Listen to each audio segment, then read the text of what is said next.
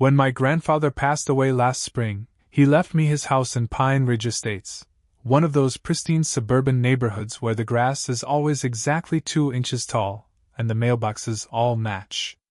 I had fond memories of visiting him there as a kid, feeding the koi in his backyard pond and helping him tend to his prized rose garden. What I didn't know was that moving into his house would put me directly in the crosshairs of Karen Henderson, the HOA president who ruled Pine Ridge with an iron fist wrapped in passive-aggressive smiles. The first week was quiet. I spent my days working remotely from my home office, managing the investment firm I had built over the past decade. Evenings were for sorting through Grandpa's belongings and getting the house in order. That peace shattered on day 8 when I heard aggressive knocking at my door. There stood Karen, clipboard in hand, fake smile plastered across her face. "Well, hello there, I don't believe we've met. I'm Karen Henderson, HOA president. I need to discuss several violations on your property." She didn't wait for an invitation before pushing past me into my foyer. Before I continue this story, if you're enjoying what you're hearing so far, please hit that like button and subscribe to Karen Eat World for more incredible revenge stories. Trust me, you don't want to miss how this one ends. Now, back to my first encounter with Karen. "Your grandfather," she said with obvious disdain, "was given certain exemptions due to his age and tenure in the community. Those exemptions died with him. First, that koi pond is not approved. It needs to be filled in immediately. Second, the rose garden exceeds the approved ornamental plant allocation by 70%. Third, your vehicle is 2 inches longer than the maximum allowed length for driveway parking." She thrust a paper at me listing 23 violations, each more petty than the last. I tried to be reasonable. I explained that the pond and garden had been there for 15 years, that they were professionally maintained, and that my vehicle was a standard-sized SUV. Karen's smile never wavered. "The rules are the rules. You have 30 days to comply or face fines of $500 per day per violation. Welcome to Pine Ridge." With that, she spun on her designer heels and marched out. Over the next few weeks, I attempted to work within the system.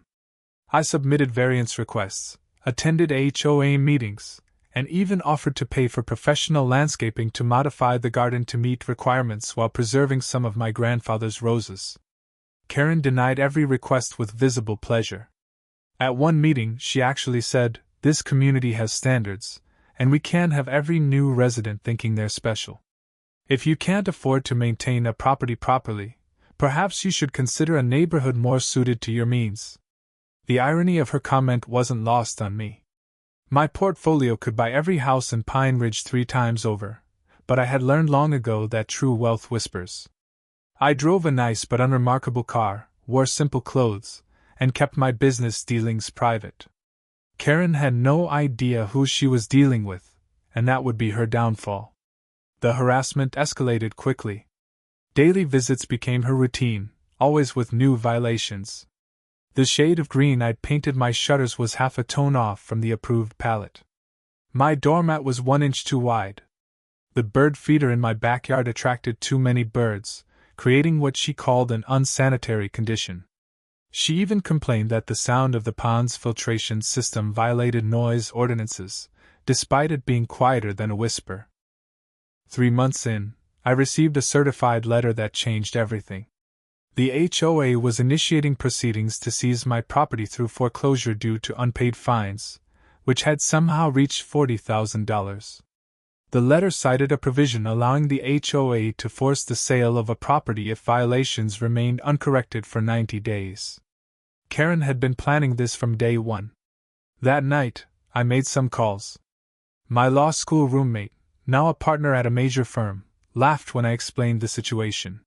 "She's using the judicial foreclosure process for HOA liens? That's aggressive, but it opens up some interesting possibilities. Send me everything."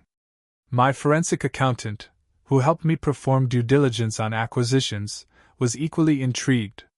"Let me dig into this HOA's financials. Something tells me Karen's been playing fast and loose with more than just the rules." What we discovered was beautiful in its simplicity.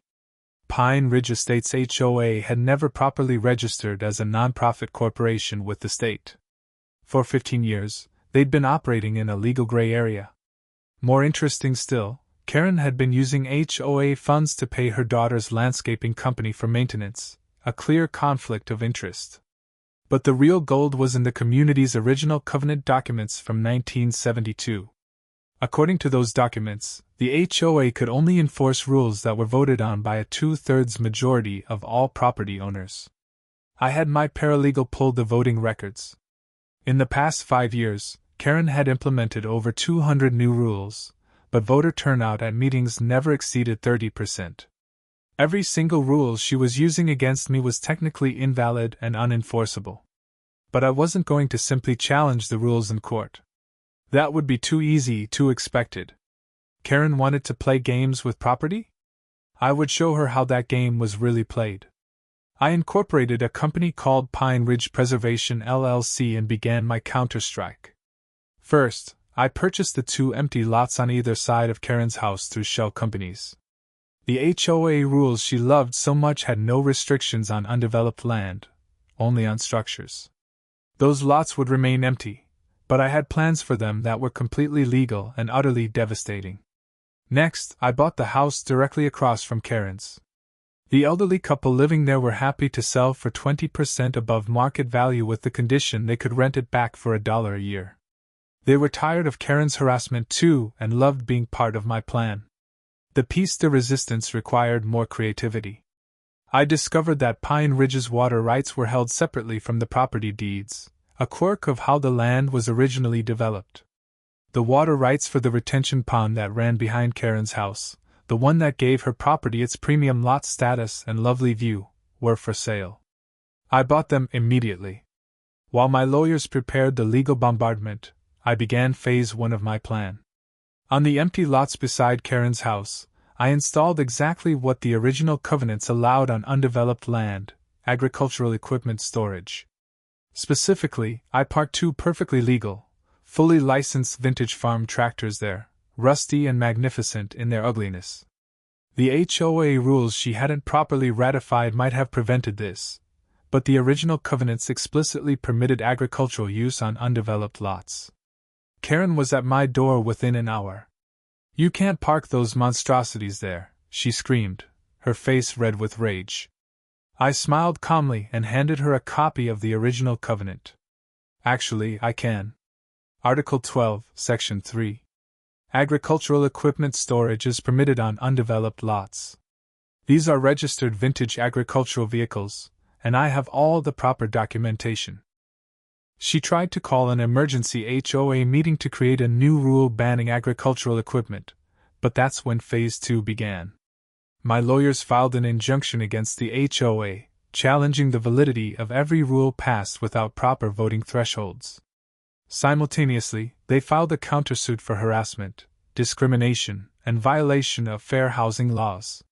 The HOA's insurance company immediately got involved, and they were not happy with Karen's unauthorized rule-making. While Karen was distracted by the legal issues, I implemented Phase 3. Remember that retention pond behind her house? Since I owned the water rights, I could legally drain it for maintenance. The pond would need to stay empty for at least 6 months while we performed completely necessary environmental remediation. The view from Karen's back windows transformed from serene water views to a muddy pit. But the true masterstroke was yet to come. That house across from Karen's that I'd bought? I converted it into a completely legal, properly licensed transitional housing facility for people recovering from addiction. The original covenants had no restrictions on home businesses or multifamily use, and since Karen's improperly passed rules were now suspended pending legal review, there was nothing she could do to stop it. The facility was run by a nationally recognized nonprofit, provided essential services to the community, and operated in full compliance with all state and federal regulations. It also meant that there would be a steady stream of visitors, counselors, and delivery vehicles on Karen's street every single day. The recovered addicts who lived there were lovely people working hard to rebuild their lives, but Karen's prejudices made her see them as her worst nightmare. The final blow came during the emergency HOA meeting where Karen tried desperately to rally support against me. As she ranted about property values and neighborhood character, I stood up with a manila folder in hand. Before you vote on anything, I announced calmly, you should know that Karen has been embezzling HOA funds for years, paying her daughter's company for services never rendered, and operating this HOA illegally without proper state registration. I distributed copies of the forensic accounting report to every attendee. The room erupted in chaos. Karen's supporters turned on her instantly when they saw the evidence. Someone called for her immediate resignation. Another threatened to call the district attorney. But I wasn't done yet. Furthermore, I continued, I've purchased majority interest in Pine Ridge Development Group, the company that originally developed this neighborhood. The room went silent. As the majority stakeholder, I have certain rights under the original development agreement, including the right to dissolve the HOA entirely if it fails to operate in accordance with state law and its own bylaws. Karen's face drained of all color. She opened her mouth, but no words came out. The realization was hitting her in waves. Not only had she lost her power, not only was she facing potential criminal charges, but I now owned controlling interest in the very foundation of the neighborhood she thought she ruled. However, I said, letting a small smile cross my face, I'm willing to allow the HOA to continue operating under new leadership and with properly ratified bylaws. I think this community deserves better than dissolution. It just needs better leadership. I looked directly at Karen. Effective immediately, I'm calling for a vote of no confidence in our current president. The vote was unanimous, except for Karen herself. As the meeting ended and people filed out, many stopping to shake my hand and apologize for not standing up to Karen sooner, she remained frozen in her chair. The full scope of what I had done was sinking in. Her house, now sandwiched between rusted tractors with a drained pond behind it and a transitional housing facility in front, was essentially unsellable. Her reputation was destroyed. Her legal troubles were just beginning. She finally looked up at me, tears of fury in her eyes. How? You seemed like just another nobody. How did you do this? I leaned down slightly, my voice calm and measured. My grandfather taught me that money talks, but wealth whispers. You thought I was nobody because I didn't flaunt anything.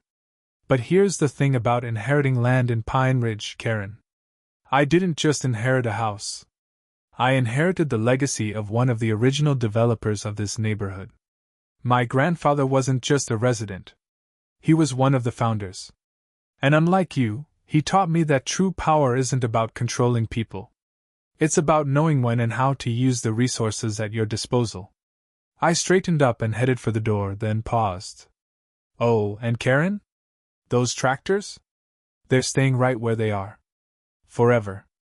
I've established an agricultural heritage trust to maintain them in perpetuity. It's all perfectly legal. The last thing I saw was her face, a masterpiece of shock, rage, and dawning comprehension that she had been thoroughly, completely, and permanently outmaneuvered. If you enjoyed this story of epic HOA revenge, make sure to hit that like button and subscribe to Karen Eat World. We post news stories of Karens getting their comeuppance every week, and trust me, you won't want to miss our next tale of entitled people meeting their match.